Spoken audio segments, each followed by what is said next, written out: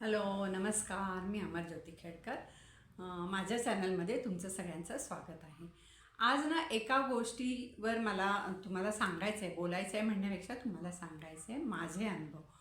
कारण गेले 25-26 वर्ष मी पार्लरचा म्हणजे पूर्ण डिप्लोमा म्हणजे करून मी पार्लर चालवत असल्यामुळे मला त्यातले काही काही जे आमचे आयुर्वेदिक पॅक आणि हे जे करतात ह्याची पूर्ण माहिती म्हणजे असते किंवा दिलेली असते आमच्या कोर्समध्ये.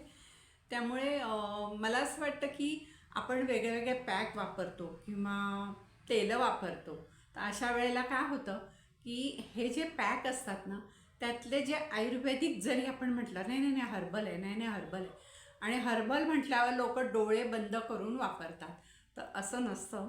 जरी हर्बल असलं तरी त्यातले जे इन्ग्रेडियंट्स आहेत ते प्रत्येकाला सूट होत नाहीत. कोणाला कशाची ॲलर्जी आहे हे कळत नाही. ॲलर्जीचे प्रकार भरपूर आहेत. म्हणजे तुमच्या जे काय तुम्ही घालता त्याच्यामधल्या एखाद्या गोष्टीची ॲलर्जी असू शकते. त्यामुळे बाहेरची महागडी जी क्रीम आणतो आपण आणि वापरतो, तर असं नाही आहे की आता एका म्हणजे आपल्या मैत्रिणीने वापरले किंवा आपल्या बहिणीने वापरलं ते क्रीम आणि ती सांगणार हो हो खूप छान आहे, हा चेहरा खूप छान होतो त्याने आणि एकदम म्हणजे इफेक्टिव्ह आहे. तर तेच क्रीम दुसऱ्याला सूट होईल असं नाही आहे.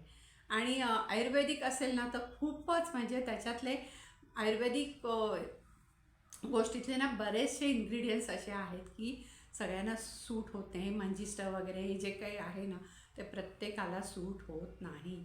तसंच आपण म्हणतो की बदामाचं तेल, आल्मंड ऑइल मी आल्मंड ऑइल लावते. बरं, तुम्ही जे आल्मंड ऑइल घेता ते किती प्युअर आहे हे तुम्हाला माहिती आहे का? नाही आहे. म्हणजे आजकाल भेसळयुक्त तर खूपच मिळतं आणि जी आपण एवढीशी बाटली अगदी 15 ml 20 mlची खूप महागाची बाटली घेतो, बदामाचं तेल आणतो का आता आपल्या चेहऱ्याला लावायला, स्किन छान दिसायला पाहिजे म्हणून, आणि ते म्हणजे किती प्युअर आहे ह्याची आपल्याला खात्री नसते.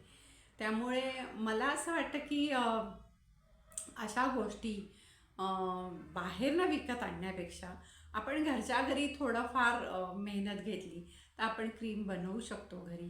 आणि बाहेर सांगतात आता एखादं तुम्ही ऑइल घेतलं, आता कुमकुमादी ऑइल हे घेतलं आणि रोज रात्री लावायचं वगैरे असं, तर त्याच्यामध्ये केशर वगैरे टाकलेला असतो.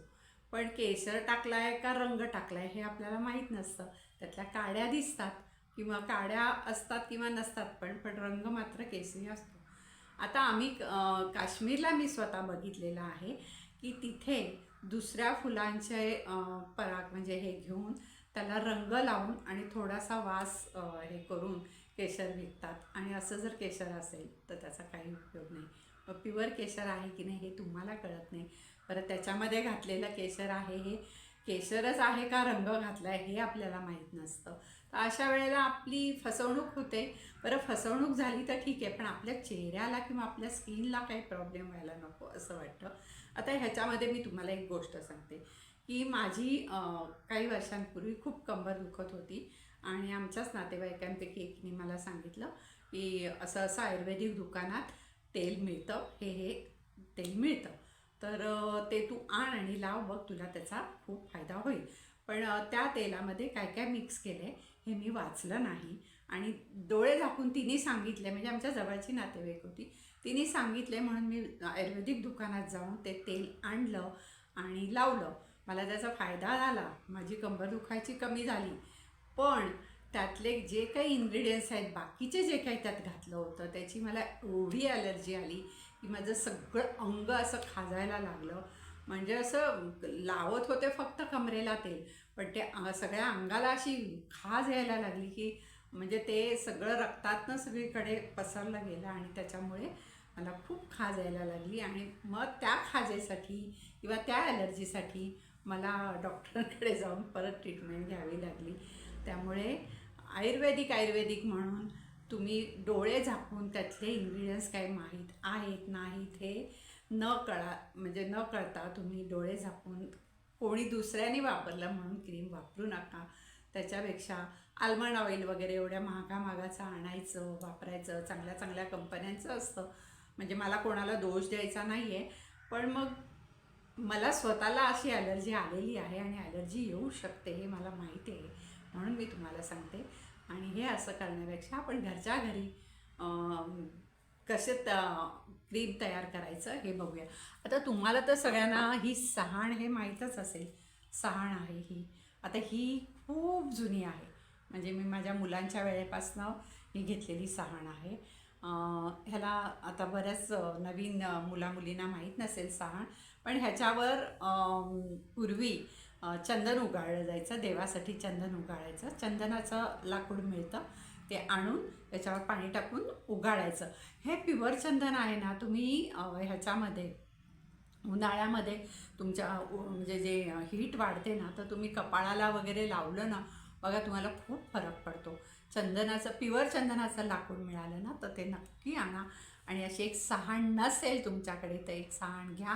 ज्यांच्या घरात लहान मुलं होती आणि आता मोठी झाली आहेत त्यांच्याकडे ही सहाण नक्कीच असेल.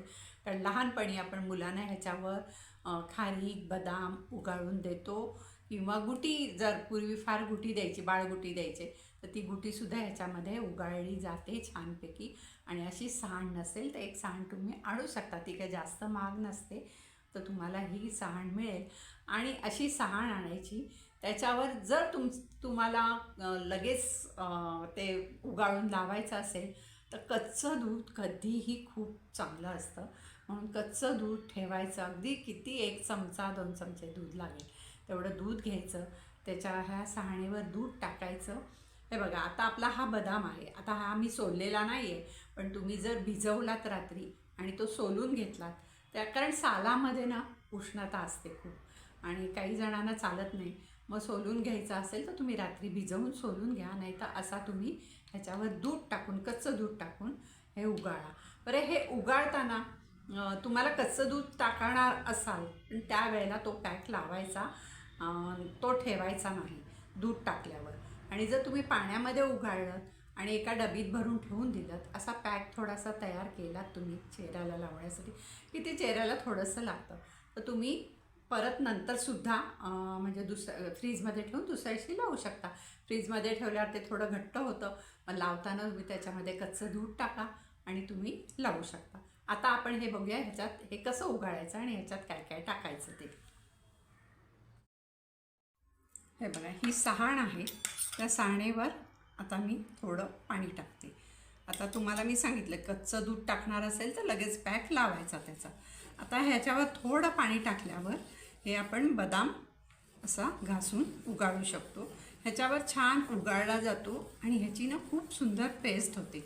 तर रोज एक बदाम तुम्ही घेतला, अगदी रोज पण पॅक लावायची ही गरज नाही आहे. अगदी किंवा तुम्ही असं करून ठेवला ना, तर ते हे काय अगदी थोडंसं लागतं चेहऱ्यासाठी, तर तुम्हाला हे एक 2-3 दिवस आरामात पुरेल. हे बघा, ह्याची पेस्ट कशी छान अशी ह्याच्यावर पेस्ट तयार होते. हे बघा, आता ही एक बदामाची आपल्याला पेस्ट ह्याच्यामध्ये ही झालेली आहे. ते प्युअर बदामाची पेस्ट आहे आणि ह्याच्यामध्ये काही मिक्स नाही आहे. तर ह्याच्यामध्ये तुम्ही 2-3 काड्या केशराच्या टाकू शकता. आता केशर बहुतेकांना सूट होतो, पण जर कोणाला सूट होत नसेल तर सुरुवातीला टाकल्यावर तुम्हाला अंदाज येईल. जर सूट होत नसेल तर तुम्ही नंतर जेव्हा कराल तेव्हा टाकू नका. हे बघा, आणि केशरनी स्किन चांगली होते, म्हणजे एक छान त्याचा ग्लो येतो, म्हणून केशर जास्त टाकायचा नाही. फक्त मोजून 2 किंवा 3 काड्या छोट्या छोट्या टाकायच्या. हे बघा, आता केशर टाकला ना तुम्ही की त्याला तुम्हाला थोडा वेळ ठेवायला लागतं. असं नाही आहे की केशर टाकला आणि लगेच तुम्ही पॅक लावला, तर तो त्याच्यात मुरून त्याचा अर्क त्याच्यामध्ये उतरण्यासाठी आपल्याला ठेवायला लागतं.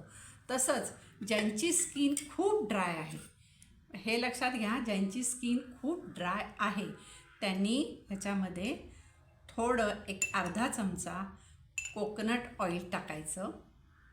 त्याच्यामुळे ड्रायनेस खूप कमी होतो. आणि नेहमी कोकोनट ऑइल म्हणजे खोबरेल तेल हे अँटी एजिंगचं काम करतं. म्हणून हे बघा, organic extra version coconut oil, आणि हे कोल्ड प्रेस असतं, त्यामुळे चेहऱ्याला वापरण्यासाठी हे वापरा.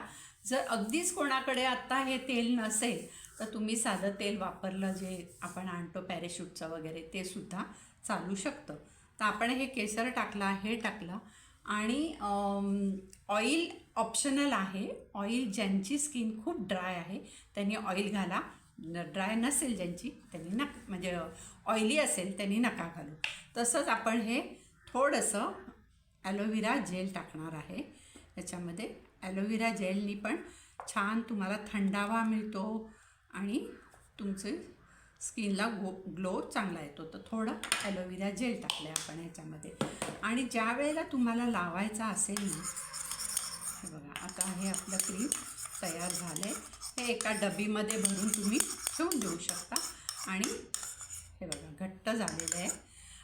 तसंच ज्यांना सूट होत असेल त्यांनी व्हिटॅमिन ईची एक कॅप्सूल ह्याच्यामध्ये टाकली तरी चालेल. आत्ता माझ्याकडे नाही आहे, पण व्हिटॅमिन ईची एक कॅप्सूल आणा आणि टाका. ती अगदी 5-6 कॅप्सूल तुम्हाला सांगते एक 40 रुपयात वगैरे मिळतात. तर तुम्ही एक टाकून ठेवली, असं क्रीम बनवून ठेवलं की तुम्हाला ते काही अगदी एका वेळेला सगळं लावायला पाहिजे असं काही नाही आहे. पण हे तुम्ही ज्या वेळेला तुम्हाला म्हणजे थोडंसं लावलं, म्हणजे एवढं जरी केलं तरी तुम्हाला 2-3 दिवस ते आरामात पुरतं. तसंच त्याच्यामध्ये ना थोडासा हनी टाकायचा. हनी टाकल्याने सुद्धा तुमचा चेहरा छान ग्लो करतो आणि छान राहतो. तर हनी अगदी थोडा टाकायचा आहे आपल्याला. हे बघा, नुसता चेहऱ्याला हनी पण लावतात, त्याच्यामुळे पण चेहरा छान दिसतो. तर हा हनी टाकलेला आहे मी ह्याच्यामध्ये. आता हे सगळं आपल्याला छान ढवळून घ्यायचं आहे.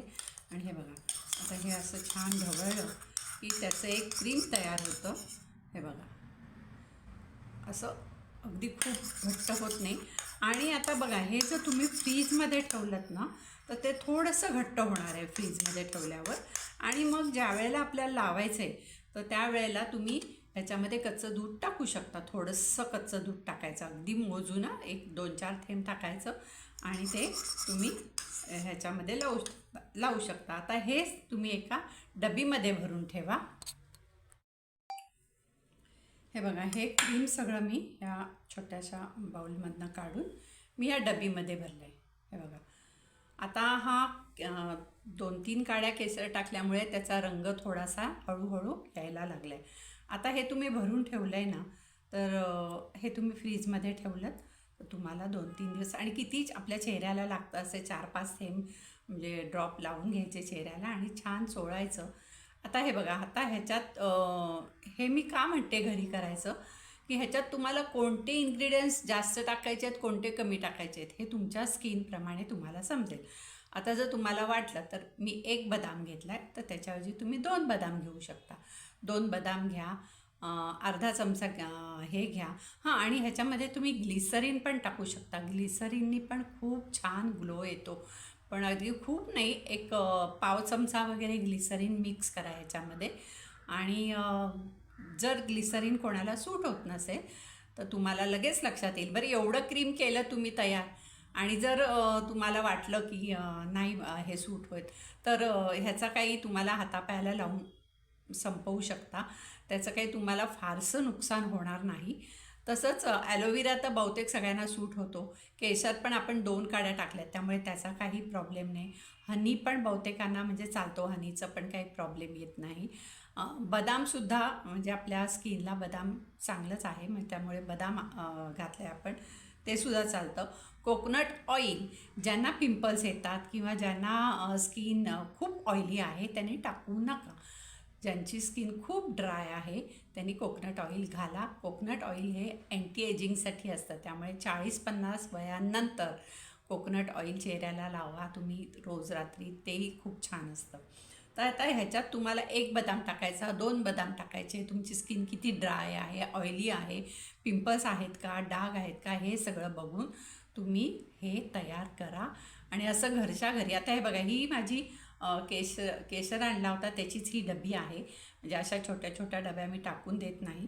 जशी माझी ही केशराची डबी आहे, हे बघा ही केशराची डबी आहे, तशीच ह्याच्यात पण केशरच होता. ती डबी मी ठेवली होती, तर ते आपण असं हे बंद करून फ्रीजमध्ये ठेवून दिलं की ह्याच्यात थोडंसं कच्चं दूध टाकलं आपण की आपण लावू शकतो म्हणजे चेहऱ्याला. आणि बघा तुम्ही रात्री झोपताना जरी लावलं तरी काही प्रॉब्लेम नाही. तुमचं काम करता करता चेहरा स्वच्छ धुवून तुम्ही हे लावा क्रीम. त्याच्यानंतर झोपायच्या आधी फक्त साध्या पाण्याने धुवून टाका आणि टिपून घ्या. आणि नंतर तुमचं जर नाईट क्रीम वगैरे तुम्हाला लावायचं असेल तर लावा. नाही लावलं तरी तुमच्या चेहऱ्याला त्याचं जे मॉइश्चर किंवा त्याचं जे हे आहे ऑइल आहे ते तुमच्या चेहऱ्यावर तसंच राहतं, कारण आपण साध्या गार पाण्याने चेहरा धुवून टाकणार आहे. त्यामुळे ते स्किनमध्ये छान मुरलं जातं आणि तुमची स्किन खूप छान होईल. आणि तुम्हाला हे सगळं तुम्ही रेग्युलर केलं ना तर एक 8-15 दिवसात तुम्हाला तुमच्या स्किनमध्ये फरक दिसेल. तुमचे काळे डाग किंवा हे जे काय येतं चेहऱ्यावर पिगमेंट वगैरे येतं त्यालासुद्धा ती स्किन पिगमेंट येतं त्यावेळेला ती स्किन खूप ड्राय पडते. तिथला जे आपलं नॅचरल ऑइल आहे सिबम ते सगळं म्हणजे कमी व्हायला लागतं खूप. त्याच्यावर आपण केमिकल्सचा मारा करतो, पार्लरमध्ये जातो, वेगळी क्रीम लावतो, त्यामुळे ते चेहऱ्याला प्रॉब्लेम येतो. त्यामुळे हे असं क्रीम करून ठेवलं आणि घरी लावलं तर तुम्हाला त्याचा निश्चित फायदा होईल. आणि ह्याच्यात खर्च कमी आहे आणि खूप प्युअर आहे, आपण घरी केलेलं आहे त्यामुळे प्युअर आहे. आता हे लक्षात घ्या, याच्यामध्ये व्हिटॅमिन ई जर तुम्हाला टाकायचं असेल तर एक व्हिटॅमिन ईची कॅप्सूल तुम्ही टाकू शकता. आणि थोडंसं ग्लिसरीन ज्यांना चालतं आहे त्यांनी पाव चमचा ग्लिसरीन टाकून हे सगळं मिक्स करून ठेवा. बघा तुम्हाला एकदम खूप चेहऱ्यात फरक झालेला जाणवेल. आणि तुम्हाला जर हे पटलं, आवडलं, तुम्ही केलं तर मला नक्की कमेंटमध्ये सांगा की तुम्हाला म्हणजे तुम्ही केलं आहे आणि तुम्हाला आवडलं आहे हे म्हणून. आणि आपल्या चॅनलला लाईक करा, शेअर करा, सबस्क्राईब करा. धन्यवाद.